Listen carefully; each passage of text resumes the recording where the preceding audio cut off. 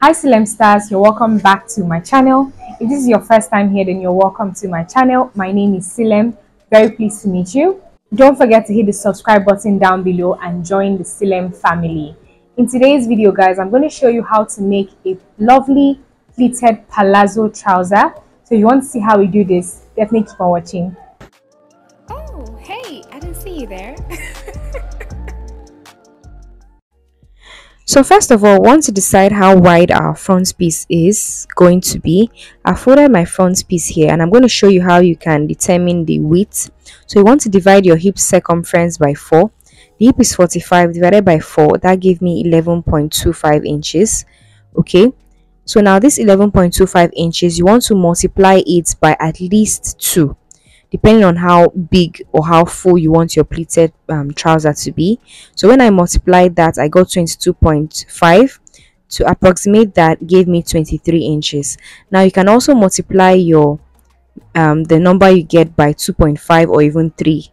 Okay, so once you have that, you want to fold your piece according to that width. So mine was 23, so my fabric is folded, it's 23 inches on fold. Okay, so I'm going ahead now to just mark the baseline at the top of the fabric.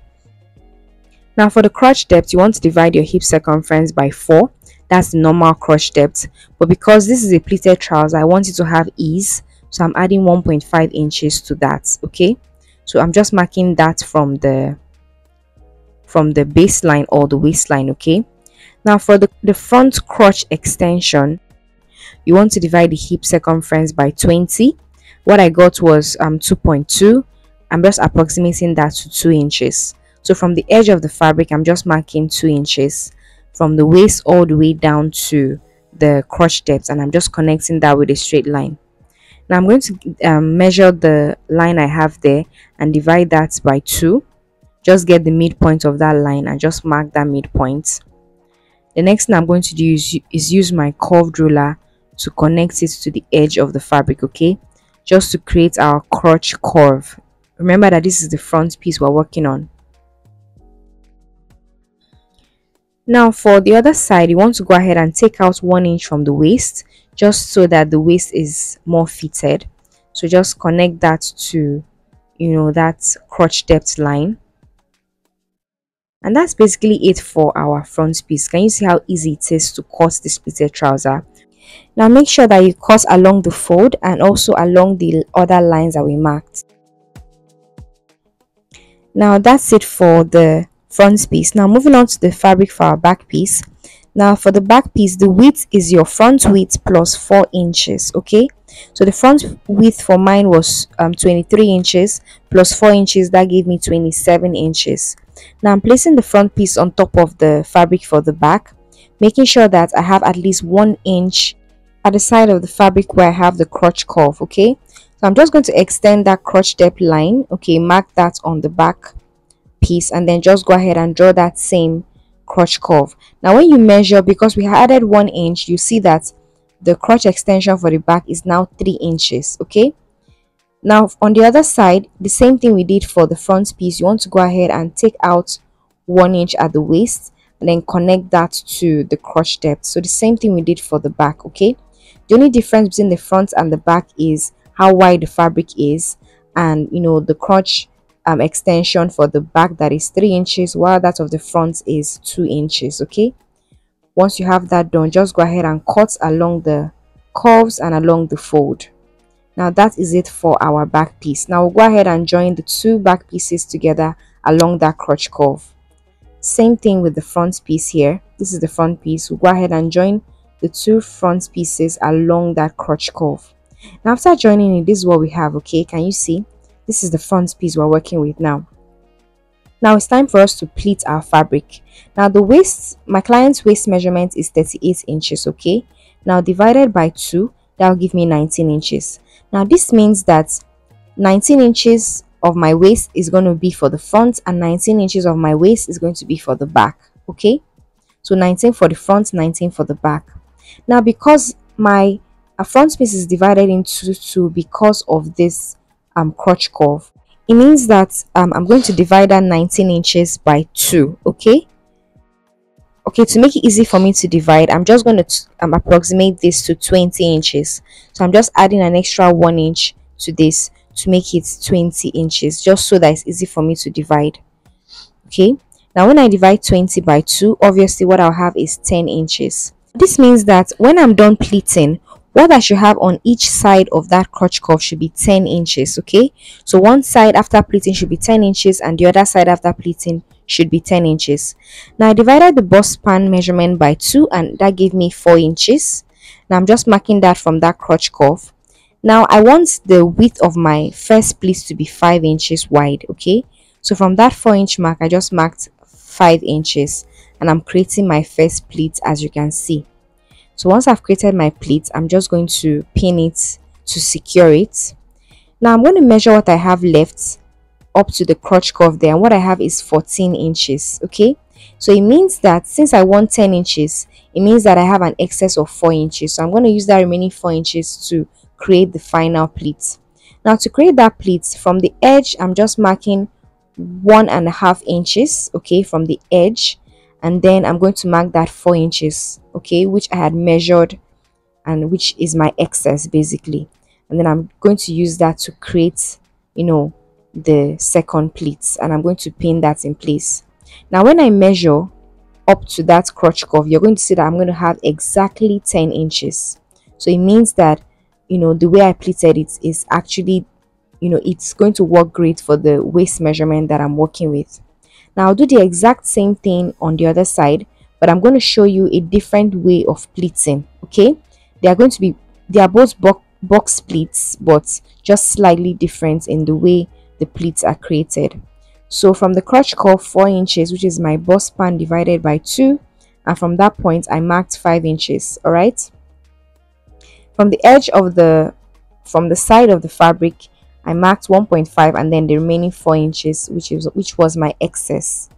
Now I'm just going to create my pleats and I'm just pinning them in place. Now if you look at the two sides, you're going to see that I have two different kinds of pleats. Can you see what it looks like? One side is different from the other side, although when I measure the waist they are both 10 inches, okay, which I'm sure is what I want. But if you look at the pleats, it's slightly different. Now you want to decide how you want to pleat yours. For me, I like the way the left side looks, so I'm going to unpin the right side and then pleat it the same way I pleated the left side. If you notice, the box pleats for, you know, the left side is facing away from the crotch, you know, curve. Okay, so that's how I want mine to be pleated. So just decide how you want to pleat yours. Now for my pockets, the width is 7 inches and the length is 10 inches. Obviously your pockets can be smaller or bigger than this if you want, so just go ahead and cut your pockets. Make sure it's nice and curved. Now I cut out 4 pieces of this pocket, okay, 2 for the front piece and 2 for the back piece. Okay, so now this is what my trouser piece is looking like. Now from the waist I'm going to come down by 1 inch. That's where my pocket is going to start from. And I'm going to place the pocket right sides facing with the trouser. Remember that this is the right side of the trouser we're looking at. So place the right side of the pocket on the right side of the trouser and then pin it in place. On the other side, we'll do the same thing. We'll come down by 1 inch and place the right side of the pocket facing the right side of the trouser and we'll pin that in place. Now we'll just go ahead and join the pocket to the trouser like so, and we'll also sew a straight stitch on the waist to secure the pleats. Now for the back piece, we're going to do the same thing. Okay, we're also going to create our pleats. The same process. From the crotch curve, we're going to mark 4 inches, which is the bust span, divided by 2. Unlike the front that we use 5 inches for the width of the pleats, for the back we're going to use 6 inches for the width of the pleats. The reason is because remember that the back piece is wider than the front piece. Okay, so it wants, you know, the pleats to, you know, take more of the fabric. Okay, remember that we still want to get 10 inches at the end of the day. Now from the edge, I'm going to go in by 1.5 inches again, and then I'm going to measure what I have. Now when I measured it, what I got was 16 inches. 16 minus 10 is 6 inches. So it means that the width of my second pleat will be 6 inches. Remember that we simply want to get 10 inches as the width of the waist at the end of the day. So whatever we are doing with our pleats, we want to get 10 inches at the end of the day. So I've gone ahead to just pleat, and then I've used my pin to just secure the pleats. Okay, so this is what the pleat looks like for our back for one side. Now when I measure this, what I have is 10 inches, so we are good with one side of our back piece. Now we're going to do the exact same thing on the other side. Okay, from the crotch curve 4 inches, which is the bust span, divided by 2, the width is 6 inches for the first pleat, and then we're going to create the pleat, making sure that the pleat is facing away from the crotch curve. Okay, these are simple box pleats that we're creating. From the edge, we're going to mark 1.5 inches, and then the width of the second pleat is also 6 inches. And then we're going to also create, the pleats. You create the pleats by folding on one point and then taking that fold to the next point. That's basically how to create pleats. And then we just pin them in place. Now when I measure each side, I have 10 inches. So our back piece is ready. The pleats are ready. Just make sure you sew a straight stitch on the waist to secure the pleats. From the waist downwards, I'm just marking 1 inch, and then I'm placing my pocket there just like we did for the front, and then I'm pinning the pockets in place. Okay, make sure that the right side of the pocket is facing the right side of the fabric when you are pinning the pockets. Okay,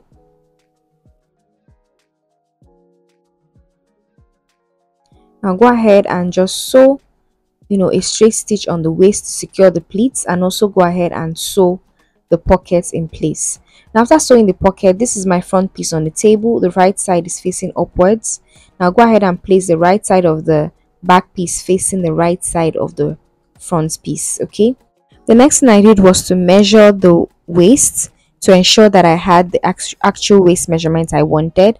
When I measured it, I saw that I had extra 1 inch, so it's that 1 inch I'm going to use to shape in my trouser. Okay, so I'm going to sew from the waist down, around the pocket, and all the way down.